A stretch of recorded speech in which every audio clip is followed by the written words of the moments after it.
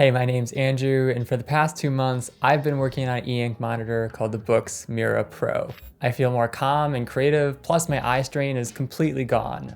But I'm conflicted because the Mira also has some limitations that make me question whether it's practical for everyday use. So, by the end of this video, I'm gonna make a decision. Either I go back to LED like everyone else, or I double down on e-ink and see how far this minimalist rabbit hole goes. Last summer, I ditched my iPhone for a minimalist phone called the Light Phone 2, and it was so relaxing that it actually created a problem because it made me realize how stressed and burned out I felt working on my iMac. So I tried setting screen time limits and logging off at noon, but inevitably I'd have to turn my computer back on to listen to music or look up recipes. And even with the brightness all the way down, my eyes were still getting bloodshot and hazy. Basically, it was like staring at a giant light bulb for a living, and at a certain point I thought, maybe I should just shut down my YouTube channel and go find something else. Fast forward to February, and I was scrolling YouTube when I came across this e-ink monitor called the boox Mira Pro. It was $1,800, which was outrageously expensive, but I was so burned out from blue light that I ordered one. And when it came, the Mira Pro seemed like the analog answer to my pixelated prayers.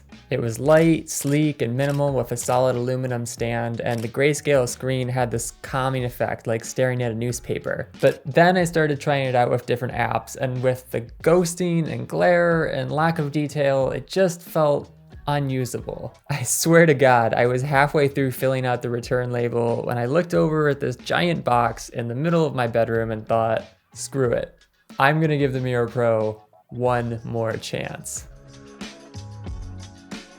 Because I didn't really understand how e-ink works, I started doing some research, and here's the basic idea. Unlike LED screens, which shine blue light straight into your eyes and refresh 30 to 60 times per second, e-ink screens reflect softer shades of ambient light and only refresh when they need to by using tiny ink-filled balls that move up or down depending on the electromagnetic charge of each pixel. Consequently, the first thing I did was add a second light off to the left of my Mira so that it illuminated the screen without causing glare or bothering my eyes. After that, I switched to an all-white background and updated the Mira Pro software to version 10, which massively improved the flickering and contrast issues. I also set up 2 keyboard shortcuts to clear the ghosting that happens with e-ink and invert the colors of the monitor when I was using apps that were dark and difficult to read. At this point, my general feeling was, with a few tweaks, I had turned this beautiful yet unusable toy into a fully functioning monitor, and for the first time, I was actually stoked to see what else the Mira Pro could do.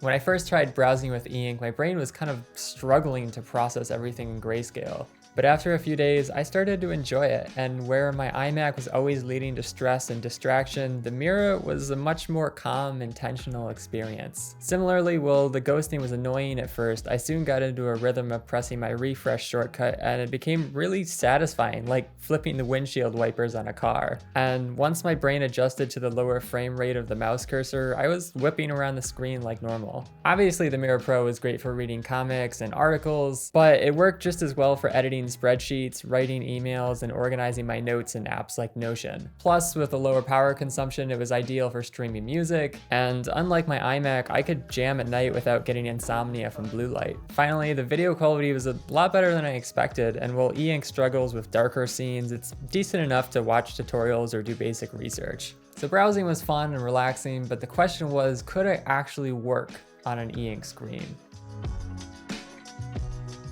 Because I use so many different skills as a content creator, the Mira Pro had to fit into a lot of different workflows to be worth it to me. So I spent the past few months testing it for writing, coding, design, music production, and filmmaking.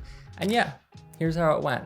Basic actions like highlighting, formatting, annotating, and dragging work perfectly with the Mira, and while the text looks a little crunchy up close, it didn't affect readability. In fact, I actually preferred it to the Retina display of my MacBook because the lettering felt more organic, like pecking away at a typewriter. Also, I thought working in grayscale might be a problem for web development, but when I switched to a high contrast theme, it was just as readable as my iMac. And I even spent the past couple months coding an app for finding barefoot shoes entirely on the Mira Pro, although I did have to check the colors occasionally on my iPad. Obviously, the Mira Pro isn't meant for design work, but it was helpful for getting basic layouts together so I didn't have to spend so much time staring at my MacBook. And if you're someone who's used to drawing on a tablet while looking up at a screen, then you could potentially use the Mira Pro for illustration as well. When I tried writing some music in Logic, the dark UI was basically unusable, but inverting the colors made it much better, which was also useful for analog instruments like the Electron Digatone that have digital controller apps. Video editing with Premiere was the same story, except I also had to add an adjustment layer to invert the timeline footage. The funny thing was, I actually preferred the inverted UI, and it works so well that I edited the last 3 videos on my channel almost entirely with the Mira Pro, only switching back to my MacBook to finish up the color grading.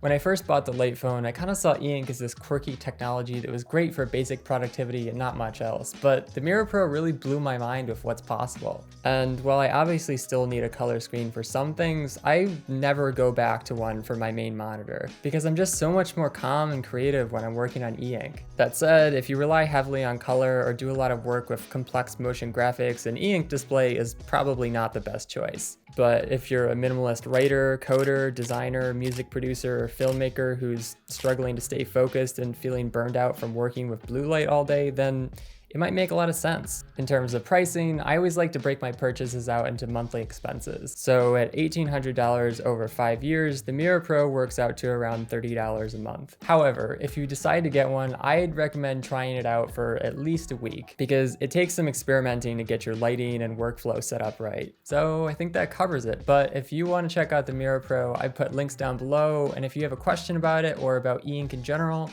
let me know in the comments. Thanks for watching. Catch you next time. Peace.